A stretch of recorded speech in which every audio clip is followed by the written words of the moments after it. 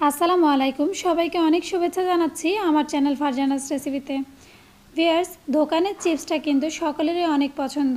বাসায় আমরা potato chips তৈরি করলেও দোকানের চিপসের মতো উপরের মশলার কোটিংটা হয়তো দেওয়া সম্ভব হয় না। আর আমার এই রেসিপিগুলো যদি আপনাদের ভালো লেগে থাকে তাহলে আমার চ্যানেলে সাবস্ক্রাইব করতে ভুলবেন না। তো চলুন গিয়ে দেখে নিই দোকানের মতো পটেটো চিপসের মশলার কোটিংটা কীভাবে তৈরি করা হয়। প্রথমে আমি এখানে অনিয়ন পাউডার নিয়েছি 1 টেবিল চামচ পরিমাণ। অনিয়ন পাউডারটা হচ্ছে নর্মালি আমরা যে পেঁয়াজটা খেয়ে থাকি সেই পেঁয়াজটাকে জাস্ট কুচি করে কড়া রোদে 7 থেকে 8 দিন শুকিয়ে ব্লেন্ডারে ব্লেন্ড করে নিলে তৈরি হয়ে যাবে। গার্লিক পাউডার নিয়েছি 1 টেবিল চামচ, এটাও আমি সেমভাবে রোদে শুকিয়ে ব্লেন্ড করে নিয়েছি। টেস্টিং সল্ট এটা নিয়েছি আমি 1 চা চামচ।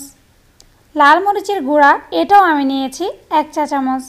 ব্যাস এই সামান্য 4টা উপকরণ দিয়ে কিন্তু তৈরি হয়ে যাবে দোকানের মতো পটেটো চিপসের উপরের মশলার কোটিং। তো চলুন গিয়ে দেখে নিই কীভাবে তৈরি করছি আমাদের এই মশলার কোটিং। প্রথমে ব্লেন্ডারে আমি ড্রাই ইনগ্রিডিয়েন্টসগুলো সবগুলো নিয়ে নেব। অনিয়ন পাউডার, টেস্টিং সল্ট, লাল মরিচের গুঁড়া, সেই সাথে গার্লিক পাউডার মানে রসুনের গুঁড়া, এই সবগুলোকে এখন আমি একসাথে খুব ভালো করে একটু ব্লেন্ডারে ব্লেন্ড করে নেব। ব্লেন্ড করার পর মশলাটা পারফেক্টলি তৈরি হয়ে গেছে।